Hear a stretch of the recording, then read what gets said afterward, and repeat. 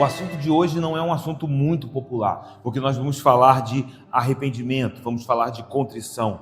E, infelizmente, parece haver um modismo, uma tendência secularizada de tentar apresentar o Evangelho de Cristo, omitindo ou, de alguma maneira, reduzindo a ênfase necessária que precisamos dar à cruz. Entenda que não é possível apresentar o Evangelho de Cristo sem que o arrependimento seja uma marca dessa pregação.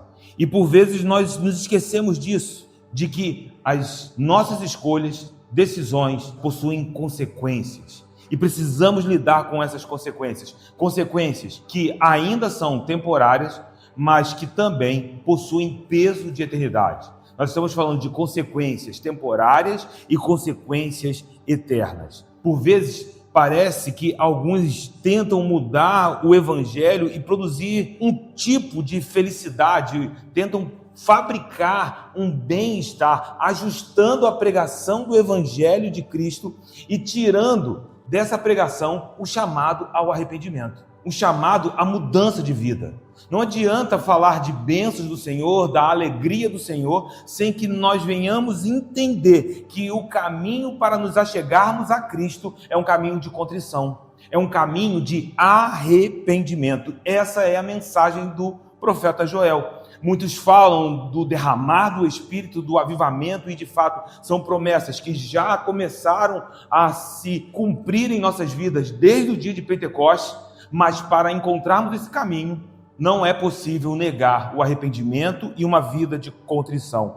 E por isso eu reforço, isso não é um assunto muito popular. Nós não ouvimos muito sobre isso em nossos púlpitos, mas eu quero te afirmar que também é extremamente necessário. Joel está apontando esse caminho. E como ele faz isso? Ele aponta o caminho a um povo que está vivendo dias de calamidade. E nós sabemos que os dias são maus. Por isso, talvez seja muito propício aplicar uma palavra como essa à nossa realidade. Nós sabemos que os dias são trabalhosos, são dias difíceis. O próprio apóstolo Paulo, quando você abre a tua Bíblia em Efésios, capítulo de número 5, no verso de número 16, o texto diz: remindo o tempo, porque os dias são maus. Então isso não é novidade para nenhum de nós. Sabemos que os dias são maus.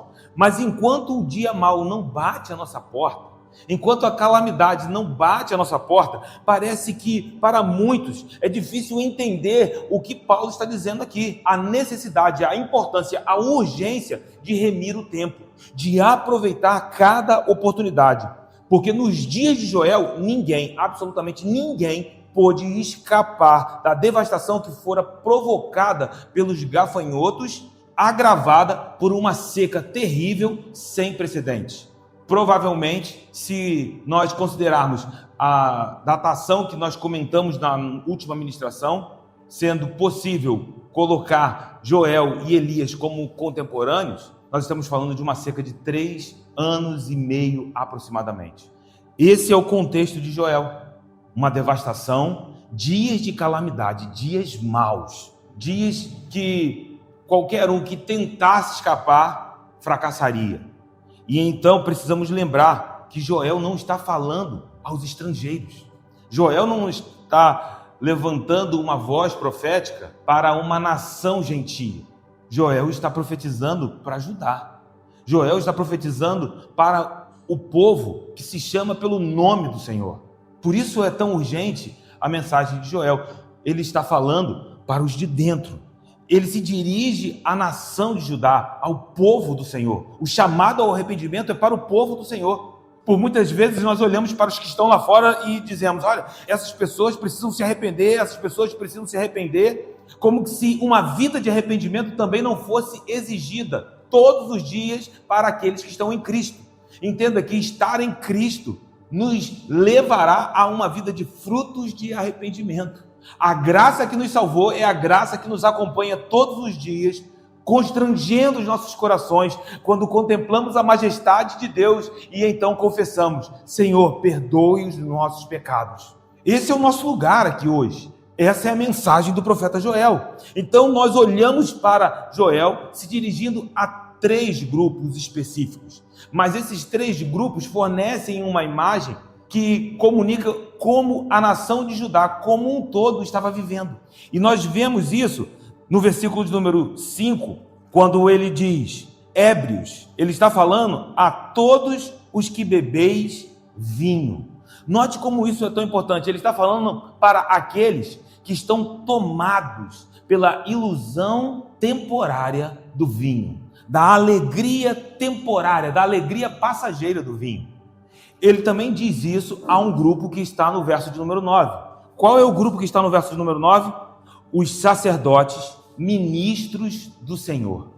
Então pense, ele falou ao primeiro grupo, os ébrios, aqueles que estão envolvidos na alegria passageira do vinho, mas também se volta para os sacerdotes e ministros do Senhor, ou seja, a mensagem também é para aqueles que possuem uma vida religiosa, mas desprovida de frutos de arrependimento.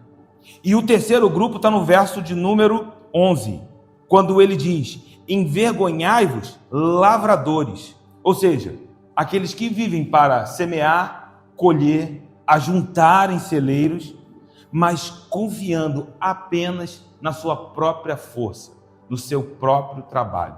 Esses três grupos sintetizam a maneira como a nação de Judá estava vivendo.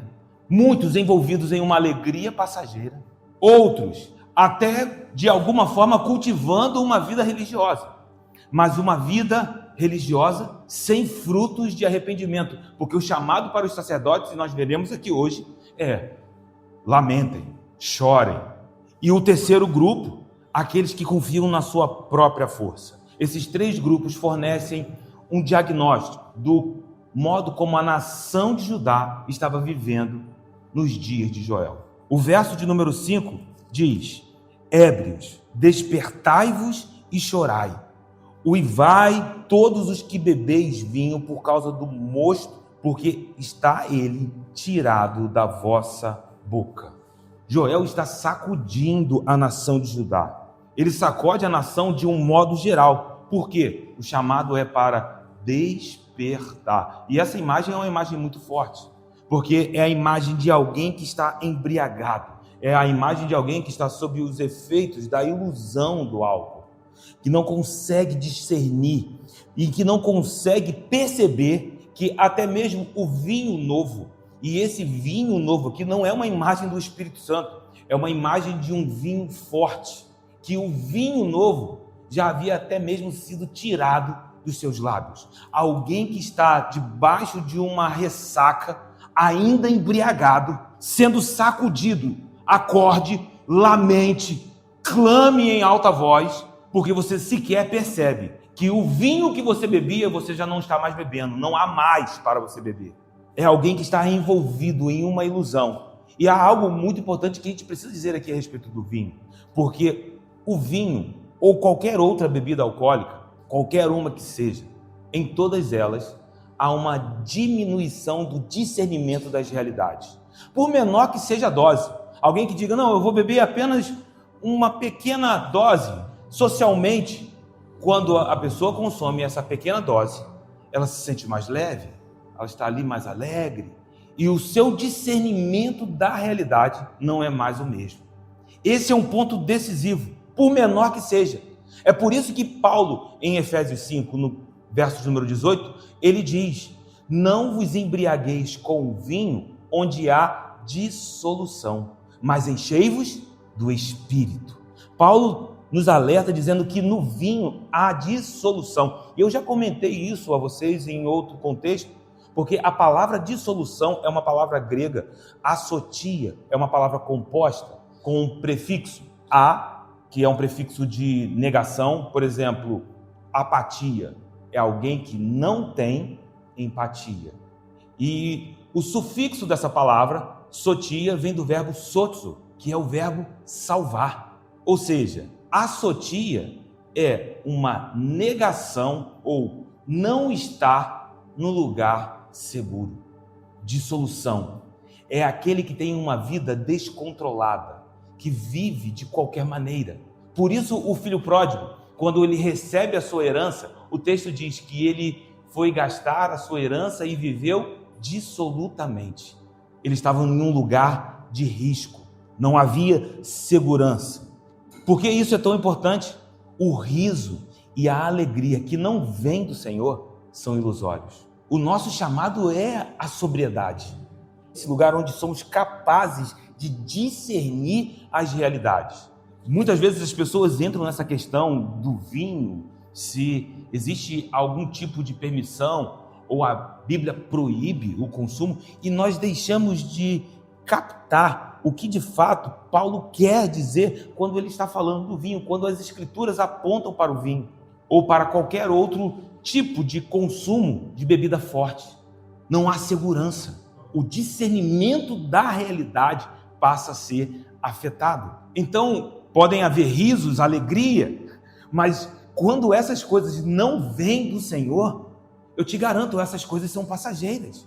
E não estou falando aqui, até mesmo se estamos falando de coisas lícitas ou ilícitas, eu estou te dizendo que toda a alegria que não vem do Senhor passará.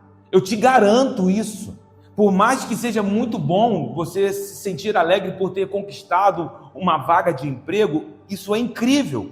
Mas se a tua alegria se baseia apenas no emprego por si só, eu te garanto, essa alegria vai passar. Eu posso colocar a minha mão no fogo por essa palavra, mas a alegria que vem do Senhor, ela permanece para sempre. Esse é o ponto. A vida descontrolada e descuidada com a eternidade é um aspecto típico desse mundo. É por isso que Tiago nos chama a converter o nosso riso em quê? Em choro de arrependimento. Abra tua Bíblia em Tiago, capítulo de número 4, versos 9 e 10. Perceba como que a palavra está completamente conectada. O texto diz: afligi-vos, lamentai e chorai. Note que o chamado de Tiago é um chamado que tem um contexto escatológico. E Joel também está falando em um contexto escatológico. Isso vai ficar mais claro para nós à medida que caminharmos dentro do livro. Continue daqui no versículo de número 9. Converta-se o vosso riso em pranto e a vossa alegria em tristeza. Humilhai-vos na presença do Senhor e Ele vos exaltará. Reafirmo o que eu disse na abertura da ministração. O assunto de hoje não é um assunto muito popular, porque o que nós queremos é que o choro se converta em riso. Mas Tiago nos chama a entender como esse caminho precisa ser percorrido. Porque se encontrarmos verdadeiramente e sinceramente o caminho que está sendo proposto a nós, também encontraremos o Deus que converte o nosso choro em riso. Não sou eu aquele que deve converter o choro em riso. Pelo contrário, quando nós contemplamos a nossa realidade, a nossa natureza, a nossa pequenez em relação à majestade de Cristo, nós precisamos reconhecer o quanto ainda precisamos trilhar, o quanto ainda precisamos caminhar, precisamos clamar: Senhor Jesus, completa essa obra na nossa vida. E eu te garanto, Ele é fiel para completar. A palavra de Deus diz que Ele completará até o dia de Cristo, mas isso precisa ser um clamor da nossa alma. E quando encontramos essa obra que ainda está em andamento, nós oramos, nós jejuamos, nós pedimos: Maranata, vem, porque então essa obra será completa. À medida que nós nos lançamos em contrição e arrependimento, dizendo: Senhor, me faça viver mais parecido contigo hoje do que eu vivi ontem. Essa precisa ser a nossa oração de todos os dias das nossas vidas. O dia que deixarmos de fazer essa oração, nós nos perdemos do chamado que Ele nos fez. Tiago está nos chamando a converter o nosso riso, aquilo que por muitas vezes é a alegria deste tempo, mas que não produz transformação. Ele diz: faça desse riso, dessa alegria baseada apenas na tua própria força, nas tuas próprias conquistas, faça disso um motivo de lágrimas. Porque se nós fizermos isso, nós vamos encontrar o Deus que é descrito no Salmo de número 30, nos versos 10 a 12. Ouve, Senhor, e tem compaixão de mim. Sê tu, Senhor, o meu auxílio. Converteste o meu pranto em folguedos. Tiraste o meu pano de saco e me cingiste de alegria, para que o meu espírito te cante louvores e não se cale, Senhor, Deus meu, graças te darei para sempre. Apenas aqueles que convertem o seu riso em pranto encontram o Deus que converterá o nosso pranto em riso. Isaías, capítulo número 61, traz uma imagem belíssima, porque para aqueles que estão em pranto, há um óleo de alegria. Para aqueles que estão em espíritos angustiados ou com espíritos angustiados, há vestes de louvor. Mas como encontramos esse lugar? A boa nova, Isaías 61 nos diz, é para aqueles que estão quebrados. O Espírito do Senhor Deus está sobre mim, e Ele me ungiu para pregar boas novas aos quebrantados de coração. É esse o caminho, um caminho de arrependimento, um caminho de contrição. Joel está propondo esse caminho para a nação de Judá, porque os ébrios, os que bebem vinho, estão iludidos com uma alegria passageira e não são capazes de perceber que o dia mau já havia batido a porta de toda a nação de Judá. E aí o verso de número 6 prossegue, porque Joel mostra o motivo urgente para despertar e chorar. Joel, capítulo 1, verso número 6 diz: porque veio um povo contra a minha terra, poderoso e inumerável. Os seus dentes são dentes de leão, e ele tem os queixais de uma leoa. Aqui está o motivo urgente para despertar. Uma nação de gafanhotos, porque Joel está falando de uma praga que havia invadido a terra. A imagem é muito clara. O profeta pode discernir que a praga que veio sobre a terra tinha como característica um exército poderoso, incontável. E isso faz muito sentido quando nós lembramos do que foi dito a respeito do verso de número 4. O que deixou o gafanhoto cortador, comeu o gafanhoto migrador. O que deixou o migrador, comeu o gafanhoto devorador. O que deixou o devorador, comeu o gafanhoto destruidor. Uma sequência de invasões, de enxames. E quando alguém ainda poderia pensar, sobrou alguma coisa, novamente uma praga, até que tudo fosse completamente destruído. E a eficácia do poder destrutivo dessa praga é descrito por Joel com duas imagens: dentes de leão e queixais de leoa. Os dentes de leão, talvez seja muito claro, as presas de um leão como afiadas. Assim, a mais leve mordida já provoca um terrível estrago. Não precisa de muita força quando algo está afiado. Você pode ter essa ideia quando você está cortando carne com uma faca bem amolada. Você não precisa fazer força. Garras afiadas. Só que o paralelismo progressivo de Joel intensifica a descrição do juízo de Deus. Por quê? Os dentes são afiados, mas os queixais são de leoa. A mandíbula é de leoa. Entenda que a imagem das mandíbulas de uma leoa fala sobre como é inescapável o ataque. Porque as mordidas de um leão são mais fortes do que as mordidas de uma leoa. Você pode fazer uma pesquisa no Google. Mas você vai perceber que no bando, o papel de caçador não é do leão, do macho. As fêmeas são as caçadoras. Algumas pessoas que criam gatos também têm essa percepção. Todo mundo diz, olha, se você está com uma infestação de ratos em casa, arruma um gato, mas arrume uma fêmea. As leoas têm essa característica de caça. Agora, junte as imagens, os dentes afiados de um leão, as presas afiadas de um leão e o ataque de uma caçadora. O que Joel está dizendo é que, à medida que essa praga vem, não há como escapar. E o ataque é letal. Não há para onde fugir. Esse é o poder destrutivo dessa praga. É importante a gente não confundir e pensar que Joel está falando de um povo que vem como se fosse um exército de homens, de soldados ou uma nação. Não, aqui o exército é um exército de gafanhotos. O Senhor dos exércitos é quem está ordenando essa praga. ele está sacudindo a nação de Judá.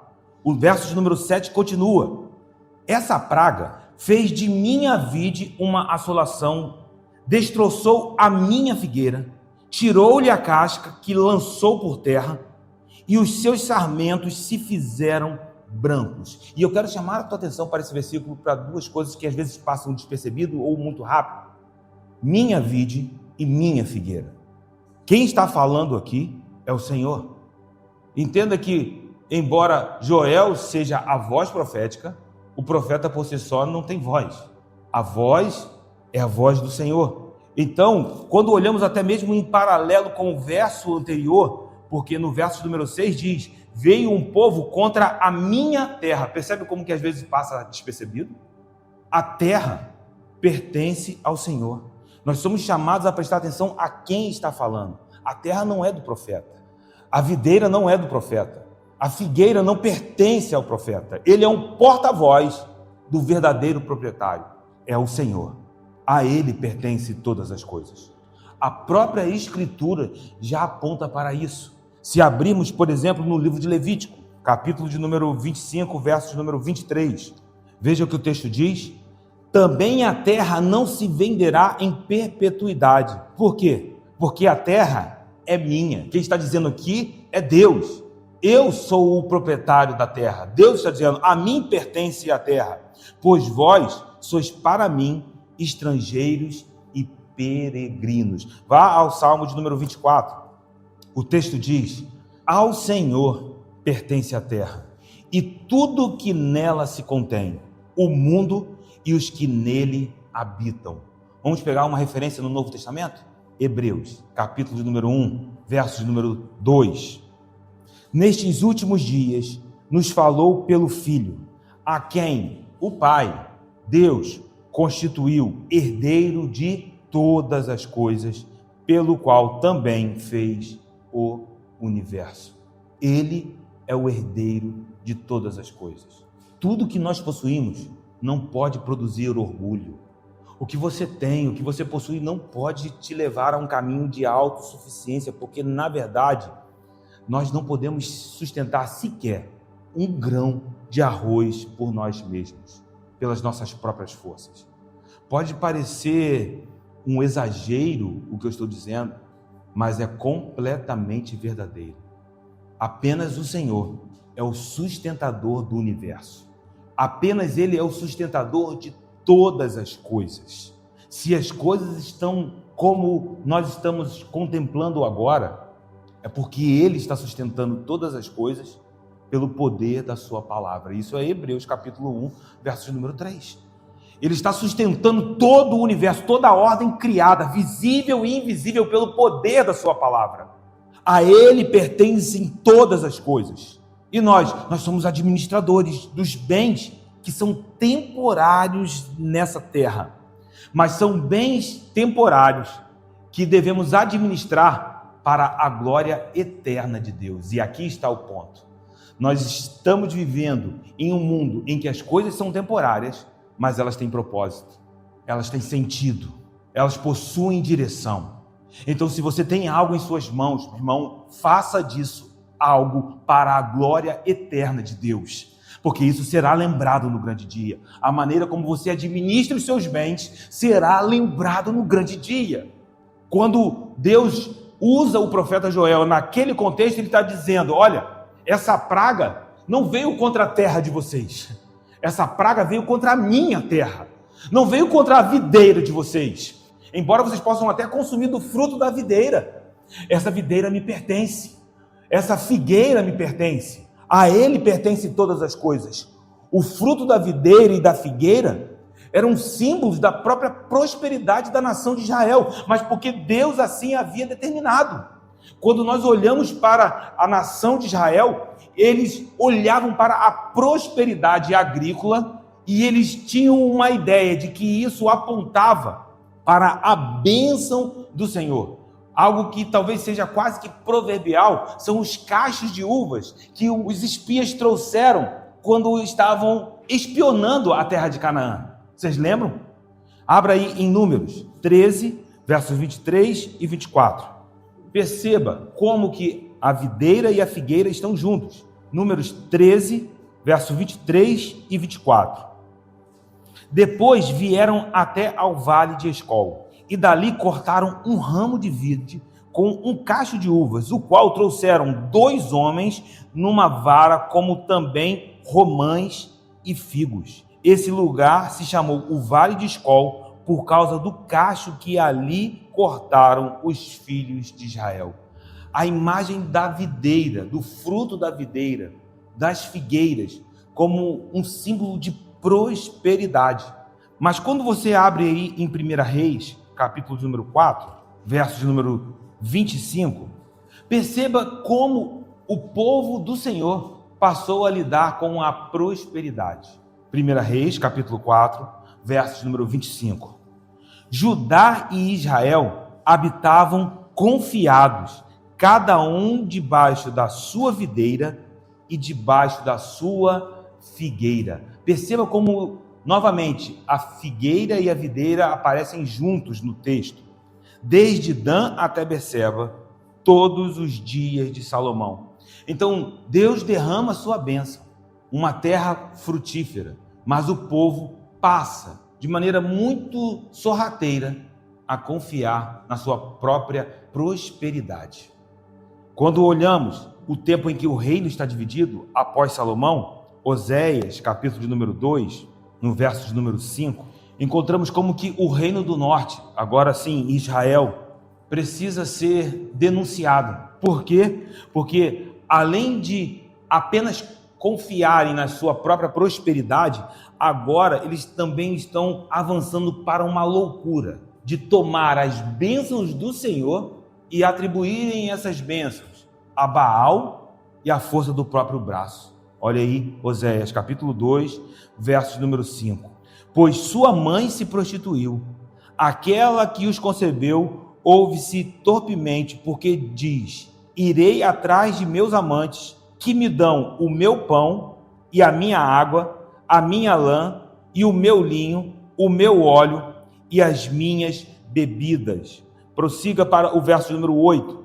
Ela, pois, não soube que eu, o Senhor, é que lhe dei o trigo e o vinho, e o óleo, e lhe multipliquei a prata e o ouro que eles usaram para Baal. Portanto, tornar-me-ei e reterei a seu tempo o meu trigo e o meu vinho, e arrebatarei a minha lã e o meu linho, que lhe deviam cobrir a nudez.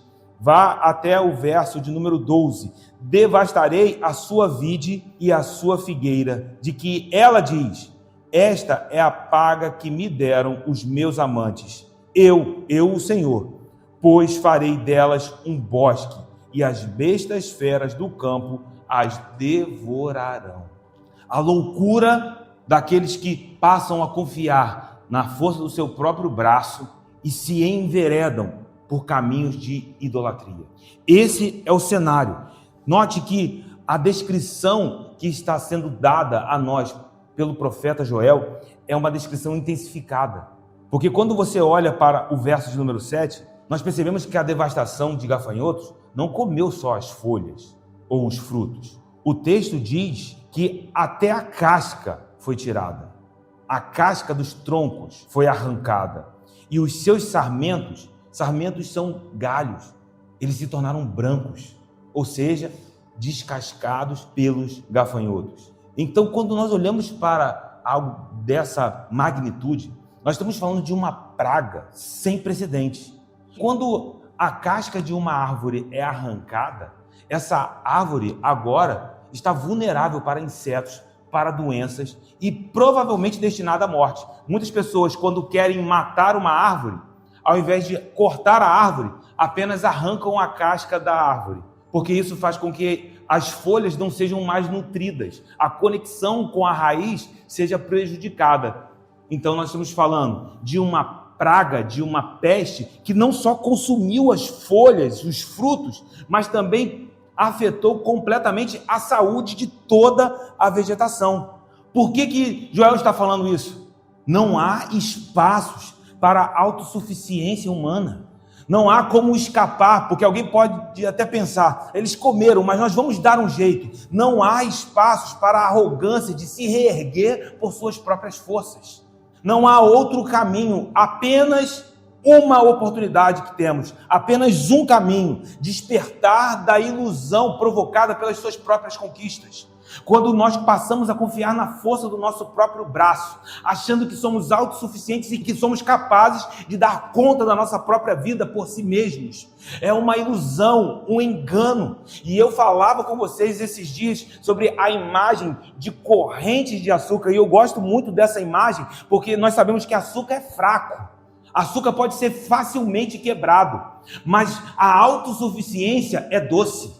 E então as pessoas estão amarradas por correntes enfraquecidas, mas estão ali lambendo essas correntes, não conseguem soltar essas correntes.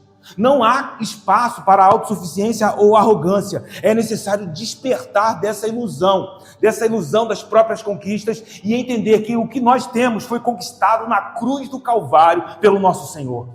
Que o que nós temos foi por causa dele. O preço foi pago, ou seja, houve um sacrifício.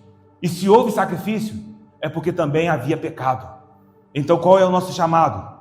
É o chamado de Joel: lamentai e chorai, para que somente o Senhor transforme o nosso choro em riso.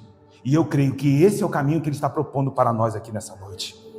O verso de número 8 continua: lamenta com a virgem que pelo marido da sua mocidade está cingida de pano de saco.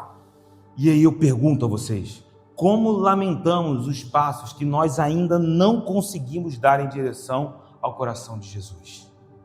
Há passos que ainda precisam ser dados. E como você lida com esses passos que ainda não foram dados? Você lida com isso com tranquilidade? Ou você entende que é um lugar de oração, de clamor? E não existe ninguém que tenha alcançado um nível de santidade que possa dizer: eu preciso dar mais um passo. Não tem ninguém. Aqui, todos são colocados no mesmo nível, no mesmo lugar. Nós precisamos clamar. Como choramos quando reconhecemos que falhamos, quando pecamos. Eu não estou dizendo que nós nos entregamos ao pecado, mas que por vezes, de modo sorrateiro, algumas falhas podem estar se tornando, eu coloquei aqui nas minhas anotações, entre aspas, normais. Não, isso faz parte. Será que nós estamos lidando de maneira correta com aquilo que ainda precisa ser transformado em nossas vidas?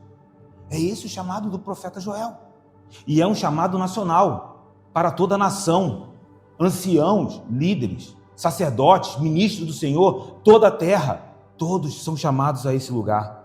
Não devemos permitir que nenhuma acusação venha sobre nossas vidas, porque sabemos que ninguém pode intentar acusações contra os eleitos do Senhor, desde que estejamos sempre conscientes que dependemos da graça que nos salva, mas também da graça que nos acompanhará todos os dias, nos levando a frutos de arrependimento. Senão, nós estamos distorcendo a graça, falsa graça, evangelho que nem sequer é evangelho. Esse é o chamado. Como eu iniciei, repito, não é um assunto muito popular.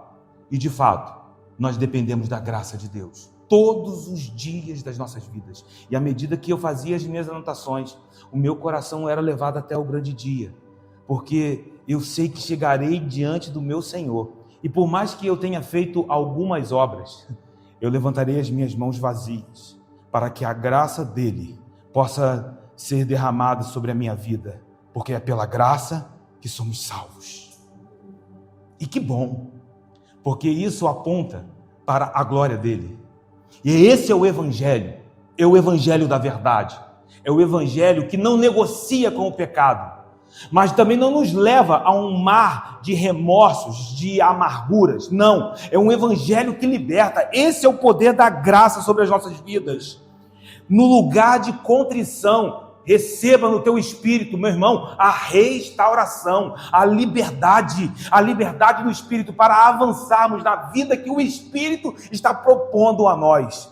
Por isso o chamado é chorar, é lamentar-se, como uma noiva que lamenta a perda do seu marido prometido, como uma viúva que chora pelo seu marido.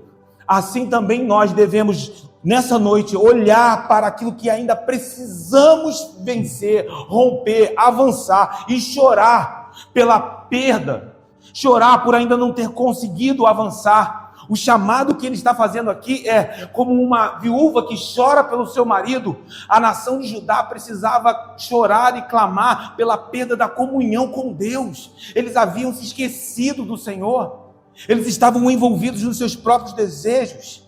A imagem, novamente, é muito forte.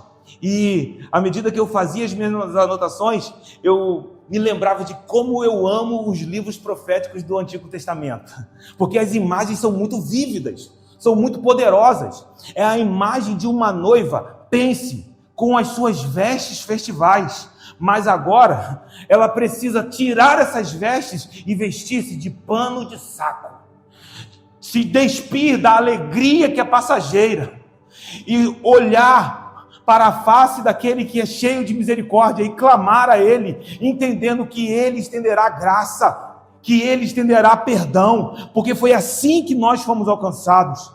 É algo doloroso, é um choro que nos mostra que todas as outras coisas perderam o sentido. Meu irmão, quem entende essa mensagem tem o seu coração vacinado para não ser arrastado pelas coisas desse tempo que estão levando tantas pessoas, que estão conduzindo pessoas à arrogância, ao orgulho, a ansiedades, a invejas. Quando nós entendemos essa mensagem, o nosso coração torna-se protegido. Eu me lembro, talvez vocês também, de um casal que estava comemorando no dia do casamento. Então imagine uma festa. E esse episódio aconteceu que o noivo e a noiva estavam dançando na festa e eles tropeçaram. E o noivo tinha uma taça no seu bolso e ele cortou a artéria femoral e ele veio a óbito. Não sei se vocês ouviram esse caso, isso repercutiu de alguma forma na mídia. Mas por que eu estou falando isso para vocês?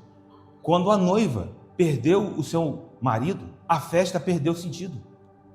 Por mais bela que pudesse ter sido a ornamentação, a comida, os convidados, a viagem de lua de mel, o enxoval, tudo perde sentido. É assim que nós devemos olhar para o nosso relacionamento com Deus. Quando o nosso relacionamento está quebrado, a festa perde sentido. As posses perdem sentido. O melhor emprego do mundo perde o sentido. Ah, se nós entendêssemos a mensagem do profeta Joel, iríamos medir as nossas palavras, avançaríamos para um lugar de contrição e arrependimento e encontraríamos o Deus que converte o nosso choro em riso. Assim é a nossa vida quando perdemos a beleza do nosso relacionamento com Deus. Tudo perde sentido. Mas Joel não está falando apenas para os ébrios, para os que estão envolvidos em ilusões.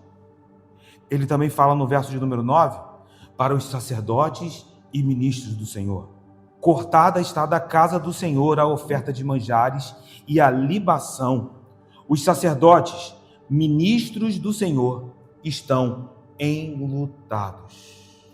Agora nós percebemos que além daqueles que estavam envolvidos com a ilusão passageira, a alegria efêmera deste mundo, agora Joel aponta para os sacerdotes e ministros, ou seja, uma vida religiosa, mas sem frutos de arrependimento. E aí eu quero dizer que, meu irmão, vida religiosa sem frutos de arrependimento é completamente inútil diante dos olhos de Deus. Eu sei que isso é pesado, mas é necessário. Não estamos falando de um assunto popular aqui hoje. O chamado ao sacerdócio é um chamado a lamentar frente à calamidade provocada, porque houve ausência de arrependimento. Os gafanhotos não vieram sem causa. Os gafanhotos, a seca, era um juízo de Deus contra a nação de Judá. E então um chamado ao sacerdócio a lamentar frente à calamidade provocada pela ausência de arrependimento levanta uma questão. Será que o sacerdócio estava corrompido? A resposta provavelmente é sim. Havia culto, mas apenas com vestes rasgadas. Faz sentido quando a gente lê Joel capítulo 2 e ele diz que não é apenas sobre rasgar vestes, mas rasgar os corações? Porque havia culto, mas os corações corrompidos estavam escondidos por trás da aparência religiosa. E, meu irmão, como que isso também corta a minha própria vida? Não adianta estar ministrando, pregando, podem ser palavras muito belas, mas se o meu coração corrompido estiver escondido atrás da aparência religiosa, eu estou perdido nesse lugar, eu estou morto e sequer estou consciente disso. E no grande dia serei despertado para que eu possa chorar por toda a eternidade. Esse é um chamado urgente para todos nós, isso precisa ser anunciado, que essa palavra profética ecoe sobre a nossa geração, porque há um avivamento prometido, mas não virá avivamento sem que antes haja arrependimento. O derramar, ele é precedido por contrição, por mudança de vida. Essa é a mensagem de Joel, uma mensagem que continua viva para nós. Por vezes encontramos nas redes muitas fotos, vídeos muito bem editados, belos textos que agora sequer são produzidos pelo homem. Belos textos que são produzidos por IA, inteligências artificiais, belíssimas plataformas, mas que não representam a realidade interna de cada coração. A realidade interna que Deus está procurando, na verdade. Esse é o momento em que nós encontramos muitos bombados nas redes sociais. E parece que estes são os mais desejados pela geração que aprendeu apenas a rasgar vestes. As pessoas estão aprendendo apenas a rasgar vestes, meu irmão. É tempo de rasgar corações. Essa é a mensagem do profeta Joel. E nós não podemos nos calar, e eu não me calarei. Não posso, não há como, eu não tenho como pregar outra coisa. É o que está escrito. É o nosso chamado. Eu não quero viver de aparências, irmãos. E essa é uma declaração que cada um de nós precisa fazer diante do Senhor. Eu não quero. Não quero. Rejeitamos isso sobre as nossas vidas. Rejeito isso sobre a nossa geração. Em nome do Senhor Jesus Cristo. Porque o Espírito está chamando os ministros do Senhor a um lugar onde uma vida inteira em contrição é revelada por aquilo que ainda está por romper, aquilo que ainda está para romper dos céus sobre as nossas vidas, porque o Espírito prometido já foi derramado sobre nós. Pentecostes, meu irmão, é um divisor de águas na história da igreja, e ele já começou a encher a terra, e o conhecimento da glória de Deus cobrirá a terra como as águas cobrem o mar. Nós cremos. A expressão que Joel traz, cortada está a casa do Senhor, possui um verbo hebraico, karat, que também tem o sentido de fazer uma aliança. Isso está em Gênesis capítulo 26, verso número 28. Lá você vai encontrar sobre fazer uma aliança, mas o verbo é karat, é cortar. Assim, a expressão remete à ideia de aliança que está afetada pela incapacidade dos sacerdotes oferecerem as ofertas de manjares e libações. As ofertas de manjares e libações estavam interrompidas. Era como que se Deus dissesse: o rito está sendo executado conforme ordenado. Está tudo certo, mas o coração de vocês eu não posso encontrar. Esse não é o verdadeiro culto. Não é isso que ele procura. Então o Senhor usa o profeta Joel para que até o sacerdócio compreenda o que está no capítulo 2, verso número 13. Rasguem os corações. Vivam uma vida com frutos de arrependimento. O verso de número 10 prossegue: o campo está assolado e a terra de luto, porque o cereal está destruído, a vide se secou, as olivas se murcharam. Entenda que o cenário de devastação revela que as colheitas tinham sido completamente consumidas pelos gafanhotos. A vegetação, folhas, frutos, e nós já vimos aqui os troncos, os galhos, tudo está condenado a morrer. E juntamente com isso, uma seca que apaga completamente qualquer esperança, porque se tudo foi devastado, mas ainda chove, talvez a gente tenha uma esperança de algo brotar. Mas se a nossa datação estiver correta, e nós estivermos falando de Joel nos dias de Elias, nós estamos falando de 3 anos e meio sem chover. Dias de calamidade. E é por isso que a terra está em luto. E é por isso que a calamidade havia se alojado. O cereal está destruído. A vide se secou. As olivas se murcharam. São 3 imagens muito nítidas. O cereal aponta para as prescrições levíticas, que nós estudamos aqui, Levítico capítulo número 2, as ofertas de manjares, as ofertas de cereais. E essas ofertas eram um reflexo do cotidiano do povo, porque não era costume comer carne no deserto. Até mesmo em Israel, comer carne era um artigo de luxo, mas o pão era o de todo dia. E quando eles traziam as ofertas de cereais, eles estavam trazendo uma oferta que simbolizava a sua vida por inteiro. Só que agora, não tem mais cereal no campo. E se não tem cereal no campo, não tem cereal na mesa. E se não tem cereal na mesa, não tem o que trazer para o Senhor. E a interrupção das ofertas de manjares significava que a vida como um todo, que era apresentada diante do Senhor, agora é rejeitada. Está interrompida. Além disso, até mesmo os próprios sacerdotes. Lembram como funcionava as ofertas de manjares e cereais? O sacerdote pegava um punhado que a gente chama de porção memorial, era queimado, e o restante chamado de porção santíssima, que era uma porção guardada para o sustento dos sacerdotes. Então o povo não tinha que comer e os sacerdotes muito menos. Sacerdotes, chorem, lamentem. E não só isso, a vide se secou. No contexto sacerdotal, não estou nem falando da primeira parte, onde nós falamos dos ébrios, os iludidos com a alegria do vinho. No contexto sacerdotal, o vinho era usado como um líquido de libação. O que era a libação? O sacrifício estava no altar. Então, um líquido era derramado enquanto o sacrifício estava queimando. O que acontece? Ao evaporar, subia um aroma específico. Mas não há fruto da videira, porque a videira secou. Se não tem videira, não tem uva. Se não tem uva, não tem vinho. Se não tem vinho, não tem libação. O culto está completamente comprometido. E por causa de quê? Falta de arrependimento. E por fim, os olivais. Fruto da oliveira, a azeitona. Produto da azeitona, o azeite. No contexto do culto, porque está falando para sacerdotes e ministros, se não há azeite, as unções estão interrompidas por causa de falta de arrependimento. Meu irmão, eu vou dizer que a unção não sustenta o que o caráter de Cristo sustenta.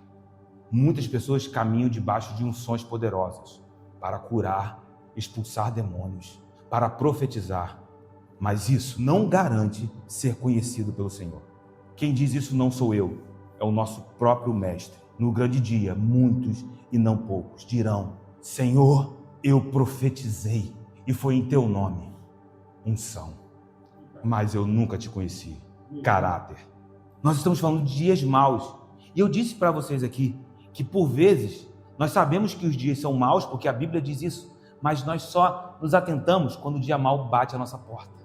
E a nação de Judá precisou experimentar esse dia. E pelo incrível que pareça, não era para o fim da nação de Judá, mas era para a restauração da nação. Porque até mesmo a vara do Senhor traz cura, traz restauração. Então, em suma, não há cereais, logo não há pão, não há sustento. Se não há uvas, não há vinho, a imagem da alegria que se foi. Se não há oliveiras, não há azeitonas, não há azeite, a unção está interrompida. O ponto é que o Senhor nunca procurou as aparências. Ele está falando para os sacerdotes. E se o sacerdócio estivesse posicionado, eles seriam atalaias. Mas o sacerdócio está corrompido. Eles são movidos pelas aparências. Será que temos sacerdotes hoje que estão preocupados com a essência? Essa é a nossa oração nessa noite. E eu ouvi certa vez do pastor Joey Vasconcelos uma frase que eu nunca mais esqueci. Eu tive a oportunidade de ministrar com ele. Ele disse: Zeca, o coração é a linha divisória entre a aparência e a essência. É para o lugar que Deus olha. Ele não está olhando como o homem vê. Ele está olhando para dentro dos nossos corações aqui nessa noite. Verso de número 11. Envergonhai-vos, lavradores, uivai, vinhateiros, sobre o trigo e sobre a cevada, porque pereceu a messe do campo. E agora Joel aponta para o terceiro grupo. E novamente, uma imagem que comunica a situação do povo como um todo. Agora, a imagem são os lavradores, que semeiam, que colhem, que ajuntam os celeiros, mas passam a confiar nos seus próprios esforços. Você lança semente, mas se Deus não enviar a chuva, nada podemos fazer. Você pode cuidar até da terra, e ali Deus dar o crescimento. Mas se o Senhor não guardar a lavoura, as pragas virão, e não há nada que possamos fazer. Então, aqueles que confiam nas suas próprias forças, agora são chamados a se envergonhar. Sim, a colheita do homem que constrói a sua vida cegamente em seus próprios recursos. Porque, meu irmão, as coisas desse mundo passam. E quando alguém usa os recursos desse mundo como fundamentos para a sua vida, eu preciso te dizer que esses homens, essas pessoas, verão esses fundamentos fracos passarem e serem removidos, e a casa inteira vira ruína, vergonha. Apenas Cristo é a rocha que nunca será removida. Então construa a tua vida sobre ele. Ontem nós ministrávamos no livro de Daniel e a conferência era sobre adoração, e uma das coisas que o Senhor enfatizou em nossos corações nesse final de semana é uma verdade poderosa. Se nós estivermos construindo as nossas vidas em Cristo, no momento quando todas as coisas passarem, e perceba, não se passarem, quando elas passarem, isso é uma voz profética nesse tempo, céus e terra passarão. Quando todas essas coisas passarem, aquilo que é passageiro sair da nossa frente, nós perceberemos que lá está o trono, estabelecido no mesmo lugar para sempre. E mais, e nós estaremos junto ao trono. Então construa a tua vida nesse lugar, porque os que confiam no Senhor são como os montes em Sião, que não se abalam, mas recebem uma palavra, um decreto que eu declaro sobre as nossas vidas aqui nessa noite, que permanecem para sempre. O verso de número 12: a vide secou, a figueira se murchou, a romeira também, e a palmeira e a macieira, todas as árvores do campo se secaram. Todas as árvores do campo se secaram, e já não há alegria entre os filhos dos homens. Percebam como a imagem é intensificada, porque quando nós passamos por uma estação de escassez ou de aumento de preços, por exemplo, veja, ali Joel está dizendo, não é só o trigo que se vai, a cevada também. E nós sabemos que a cevada era um grão de preço inferior. E aí a gente sempre lembra de momentos em que você vai no sacolão e a batata está mais cara. Aumentou muito o preço, está exorbitante, está caríssimo. Aí o que a gente faz? Não, então essa semana eu não vou comer batata. Eu vou comer aipim. Então eu não vou comer aipim, eu vou comer batata doce. A gente tem aquela estratégia de tentar escapar da escassez ou dos preços altos. Mas aqui não é possível fazer isso. Se o trigo vai, a cevada vai também. O texto vai, a videira, a figueira, a romeira, a palmeira, a macieira, todas as árvores, tudo se secou. Não há para onde ir, não há como escapar, não há alimento substituto. Em suma, o texto é claro, não há mais alegria. O verso número 13 prossegue, então o que fazer? Diante de um cenário inescapável, no meio de tudo isso, então Joel lança um bote salva-vidas. Há um caminho, cingi-vos de pano de saco. Tira a tua veste de alegria, a tua veste de festas deste tempo, tira a tua armadura da força do próprio braço, se vista de pano de saco, e lamentai, sacerdotes, uivai, ministros do altar, vinde, ministros de meu Deus, passai a noite vestidos de pano de saco, porque da casa de vosso Deus foi cortada a oferta de manjares e a libação. Não há outro caminho, só existe um caminho de esperança. Há um lugar de contrição, de quebrantamento, que pode trazer cura para a terra ferida. E onde esse caminho é estabelecido? O primeiro passo, nosso coração. Quer ver a terra ferida ser sarada? Rasgue os corações, porque Deus jamais rejeitará um coração compungido e contrito. O salmista, Davi, quando está debaixo de uma estação de juízo de Deus, de denúncia profética, porque ele havia cometido adultério com Batseba, ele se aproxima de Deus e diz: olha, não é sacrifício, porque se fosse sacrifício, Senhor, te garanto, eu te daria todos os sacrifícios que fossem necessários, mas não é isso que tu estás procurando. O Senhor está procurando um coração compungido, o Senhor está procurando um espírito quebrantado. É isso que Ele está procurando aqui nessa noite, irmãos. Esse é o caminho de vida, esse é o caminho que podemos trilhar todos os momentos da nossa vida, da nossa jornada. Mas note que antes dos anciãos e os moradores da terra serem chamados ao arrependimento, e isso vai estar aí agora no último versículo, verso número 14, antes de a gente chegar aí, porque a gente quer ver os moradores da terra virem, a gente quer ver acontecer o mover lá fora. Deus primeiro chama os ministros, Deus primeiro chama os sacerdotes. Vocês são os primeiros que devem se vestir com pano de saco e chorar em alta voz. E aí o texto diz: passai a noite vestidos de saco. Você pode entender o que essa imagem está comunicando? Durante o serviço no templo, os serviços sacerdotais eram ministrados apenas durante o dia. À noite, o sacerdote ia para casa, ele ia dormir. Mas o chamado aqui é passar a noite em contrição. A imagem é integralidade. A mensagem é: sejam os mesmos à noite que vocês são durante o dia. Sejam os mesmos que vocês são aqui quando chegarem em casa. Sejam os mesmos que vocês são aqui amanhã no dia de trabalho de vocês. Note que durante o dia havia sacrifícios e o chamado para a noite, contrição, ou seja, dia e noite, sem interrupções. Vivam em intercessão, vivam em espírito de oração, vivam na presença do Senhor, vivam na audiência de um. Era comum aos sacerdotes, durante o dia, manifestarem seus lutos, mas o chamado é para um estilo de vida quebrantado. O que Deus está denunciando através do profeta Joel é um estilo de vida de aparências. E aí o último versículo, verso número 14, diz: agora sim, após uma vida íntegra, dia e noite, vamos lutar por isso? Agora sim, promulgai um santo jejum, convocai uma assembleia solene, congregai os anciãos, todos os moradores desta terra, para a casa do Senhor vosso Deus, e clamai ao Senhor. Esse é o ponto. A partir do momento que lutamos para que as aparências sejam removidas e a vida seja colocada por inteiro diante do Senhor em contrição, agora sim a gente promulga o jejum. Agora sim a gente promove as santas convocações. Não adianta a gente querer chamar os moradores da terra, a gente querer evangelizar, meu irmão, se o coração ainda está envolvido com os seus próprios desejos.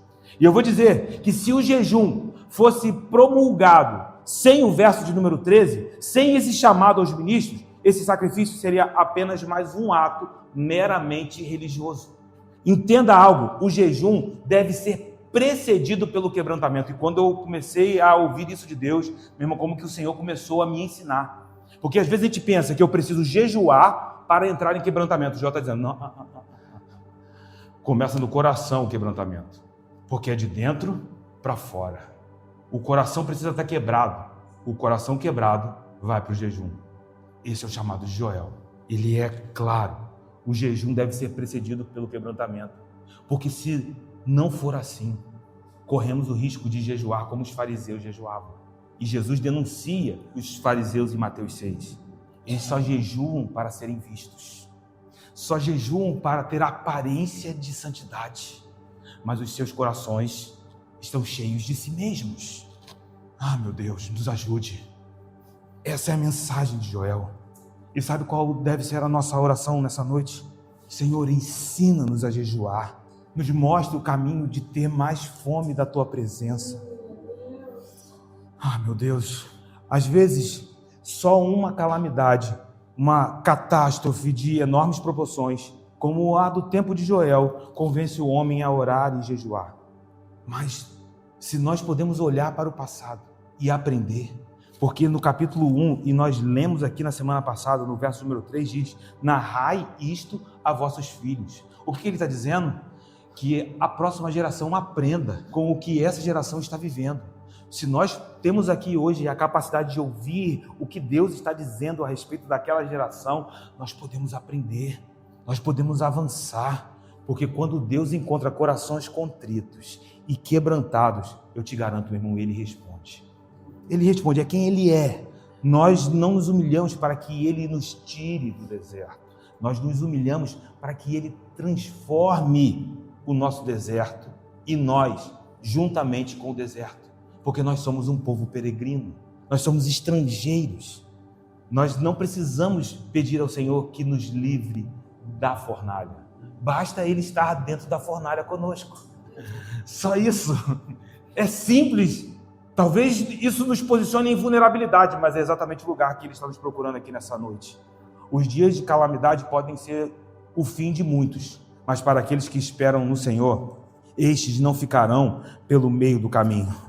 Porque Isaías, capítulo de número 40, no verso de número 30, diz que os jovens se cansam e se fadigam, e os moços de exausto até caem, mas os que esperam no Senhor, tem alguém aqui que está esperando no Senhor? Os que esperam no Senhor renovam as suas forças, sobem com asas como águias, correm e não se cansam, caminham e não se fadigam, ainda que não haja fruto na videira.